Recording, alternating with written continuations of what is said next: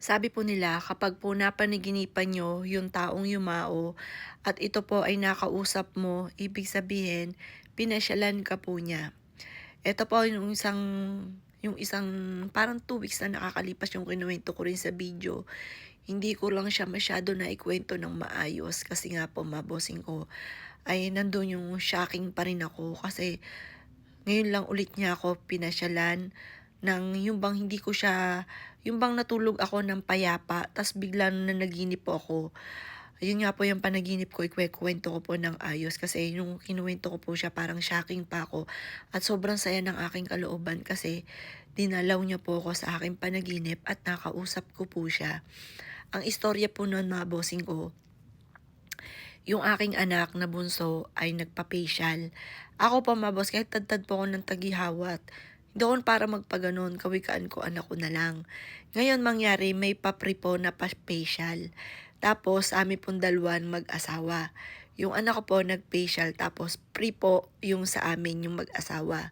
Tawa kami ng tawa, nagbibiruan po kami nung kami umuwi. Sabi ko, ay ang kinis ko na, pati po yung mister ko. First time po namin ginawa po yon. Kasi parang sa akin, okay na to, matanda na ako. Anak ko na lang. Laging ganun kahit buhay yung aking anak. Pag bibili sila, ikaw na lang anak, okay na yun. Ganun po mga bossing. Ngayon, di nagbibiruan kami, ay, ang pogi ng asawa ko. Ganyan mga bossing. Tawa kami ng tawa. Tapos natulog na po kami. Masaya po kami, tawanan. Tapos, bigla ko siyang napaniginipan. Ang panaginip ko po, nakita ko siya.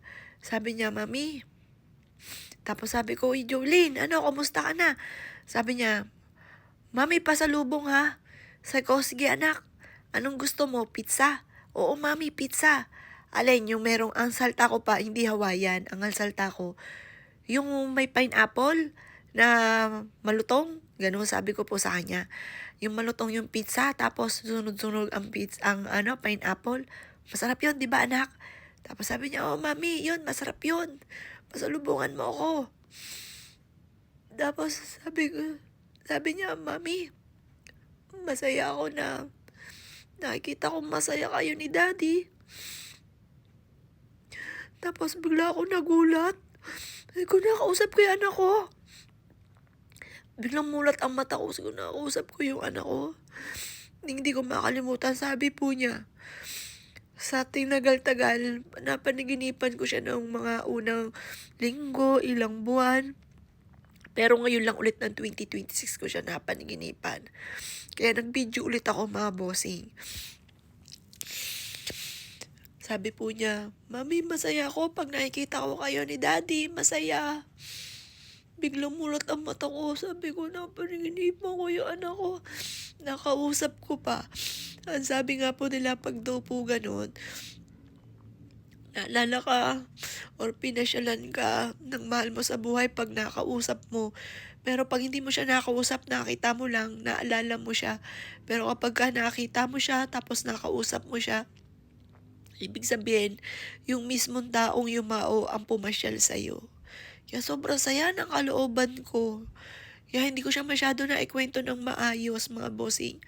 Yung sa tinagal-tagal 6 months na hindi talaga ako nag-video kay Jovelyn, noong napanaginipan ko siya, napabidyo tuloy ako para maikwento sa inyo na pinasyalan ako ng aking anak. Ang galing. Wala akong masabi sa mga panaginip ko. Lalo na kay Jovelyn. May nag-aalok sa akin ng painting. Yun po yung nagawa ng picture ni Jovelyn. Sabi ko, magpapagawa na lang po ulit ako pag nabayaran ko na yung dadala ng aking anak kasi hinuhulugan ko po. Hay ko, mas gusto ko po yung ayoko na ng painting ng iba. Ayoko ng iba pa. Ang gusto ko yung picture ng aking anak. Sabi niya, ay ganun po ba? Opo. Kasi pagpapagawa na lang po ulit ako sa inyo pagka kasi pagka yung lalagakan, ibibidyo ko rin po yun sa inyo kung saan po siya. Kasi syempre, sa anak, gusto natin maganda. Pero yun nga lang po, hindi ko na kaya yung sobrang mahal yung mga moseleo. Hindi ko masyado po palang mahal po yun mga boss. Doon na sa hinuhulug-hulugan ko ngayon, papakita ko po sa inyo. Pero sabi ng anak ko, anak kong bunso, hindi daw siya ready. Yung anak kong bunso at saka yung mister ko, hindi sila iyakin. Ako po yung iyakin. Pero yung anak ko, masyado siyang matapang. Tinanong ko siya na nagsisimba kami. Kasi once a month, kami po ay pumupunta sa kay Saint Anthony, sa pila pa po yun. Kasi doon, may everyday na mass. Araw-araw namin pinadadasalan po si Jovelyn. Tapos, kinuusap ko si Justin. Sabi ko, Justin, naka-move on ka na, wala si ate. Kasi hindi ko siya nakikitang umiiyak. Nakatahimik lang sila, pero ang mister ko hindi nga umiyak, pero nagkaroon siya ng alopecia. Yun nga po, sabi ko nga po sa inyo, paknot dito, hiwa-hiwalay. Ngayon pa bossing ko kasi stress daw po yun. Tapos yung anak ko, umiling lang po siya, parang papayak po siya, pero pinipigil niya. Ang galing ng emosyon ng mga lalaki kasi ako iyakin talaga ako. Kahit nga minsan nanonood ako ng TV at iyak agad ako.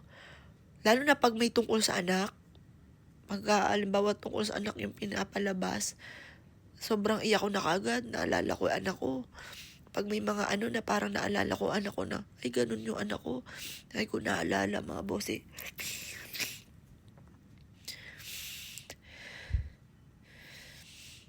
Sobrang sakit. Tapos alam niyo po ba, yun nga po sabi ko nga po sa inyo, nag-beach po kami.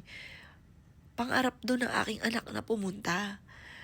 Sabi ko, anak, mahal doon. Sabi ko gano'n. Tsaka maraming ginagawa si mami. Sabi ko gano'n. Pero alam niyo po ba, everyday, kung saan niya gustong kumain. Lumalabas kami, everyday po yung kapag gusto niya. Labas po kami noon, tigil ako kung anong ginagawa ko. Nandun din po siya, dama ko. Kasi una tinawag ko yung anak ko, anak, nandiyan ka ba? Kasi lagi may mga butiki sa amin. Tapos pag lumalabas talaga po yung butiki, minsan 2, 3 buntot, ganoon mga bossing. Tawagin ko lang po, lumalabas ka agad. Ako anak, ang tawag ko anak. Tapos yung butiki, kumakain ng pizza. Tapos sa panaginip ko, nire-request niya pizza. Pizza daw, pasalubong. Kaya biglang napaisip ako, ano ba yan, kunik-kunik. Kasi nga po, pizza rin yung nire-request po doon sa ako'y nananaginip.